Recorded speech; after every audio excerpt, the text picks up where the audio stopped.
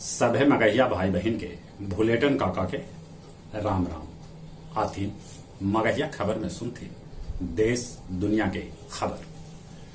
दिल्ली हाई court कहलक है कि देश में समान नागरिकता संहिता जरूरी है। केंद्र सरकार एकरा लागू करे लेल उचित कदम उठावे।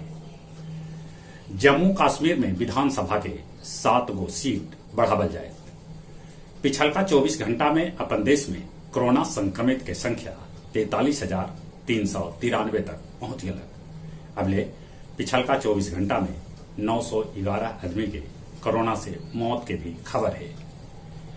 केरल में जीका के 13 गो और केस भेटाए से वहां हाई अलर्ट जारी कर देवल गया। बिहार विधानसभा के अध्यक्ष विजय कुमार सिन्हा निर्देश दिलका है कि 26 तारीख से पहले विधायक और उनका परिवार कोरोना वैक्सीन लगा लेथन।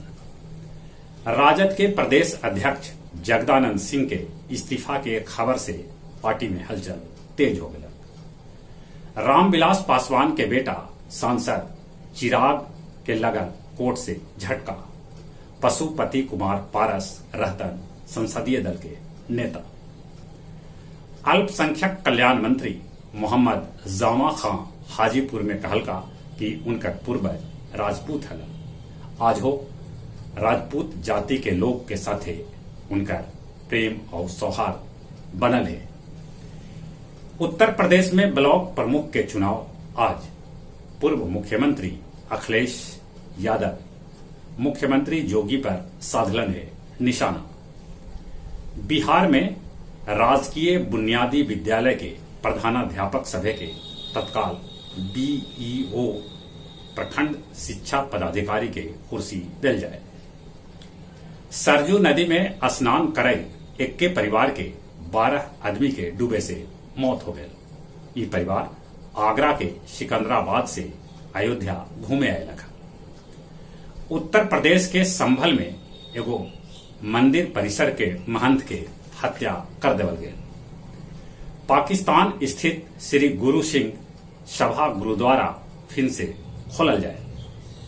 पोप फ्रांसिस धीरे धीरे स्वस्थ हो रहा है। उनका आंत के सर्जरी कैल गए। अस्पताल से सामूहिक प्रार्थना के कर्तन संबोधित। बांग्लादेश के राजधानी ढाका में एगो 5 मंजिला फैक्ट्री में आग लग गए, जरा में 52 आदमी के मरे के खबर है। 50 आदमी झुलस गए है। अफगानिस्तान में तालिबान 85% हिस्सा पर कब्जा जमा लेलक, ऐसा ओकर कहना है।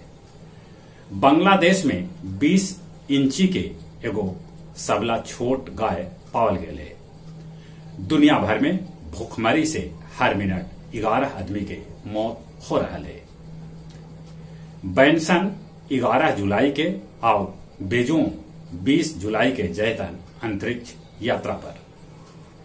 शिवानंद सत्य संकल्प फाउंडेशन और आंध्र तेलंगाना भवन के संयुक्त तत्वावधान में कोरोना से मरे वालन के दिल गए संयुक्त पिंडदान। चेरकी थाना परिसर से सपेरा निकालल एगो गेहुअन और एगो धामिन सांप। आमस जीटी रोड पर सड़क दुर्घटना में एगो युवती के दर्दनाक मौत हो गई। गया बुनियादगंज ओवर ब्रिज भी पेट्रोल पंप पर खाड़ एगो ट्रक से 100 पेटी दारू बरामद कल गए। और अब कुछ खेल के समाचार। कोपा कप के फाइनल मैच ब्राजील और अर्जेंटीना के बीच खेला जाए। दोनों एक दूसरा के पुरान प्रतिद्वंदी है। कोपा कप 14 बेर अर्जेंटीना जीतल है त 9 बेर ब्राजील एकरा पर कब्जा जमौलक है। भारत और श्रीलंका के बीच खेले जाए वाला एक दिवसीय और T20 मैच स्थगित कैल जा सका है। एक कारण कोरोना है। यूरो कप के फाइनल इंग्लैंड और इटली के बीच खेलल जाए। फाइनल के एगो टिकट 56 लाख रुपया में बिकलक है। जोकोविच विल्डम्बन के फाइनल में पहुंच गए। फाइनल में उनका मुकाबला मैरियो बैरोटिनी के साथ हुए। जहां तक मौसम के सवाल है, मौसम विभाग सूचना देता है कि दिल्ली NCR में आज पहुंच सका है मानसून। 2-3 दिन में दिल्ली में हो सका है। झमाझम बारिश। इन्हें दक्षिण बिहार में भी पानी के अलर्ट कल गए है। ठनका भी ठनक सका है। उत्तर बिहार में नदी के जलस्तर ऊपरे बह रहा है। चलित अपने सभे से निहोरा कोरोना से बचे ले मुंह और नाक पर मास्क लगाते, सोशल डिस्टेंसिंग के पालन करते, दिन में 5 बेर नीमन से हाथ साबुन से धोते और उम्र जो 18 बच्चर से ऊपर है अगले कोरोना वैक्सीन न लेते हैं तो जरूर से कोरोना वैक्सीन लगवाते। चलित एक बार फिर से अपने सभे के भूलेटन काका के राम राम।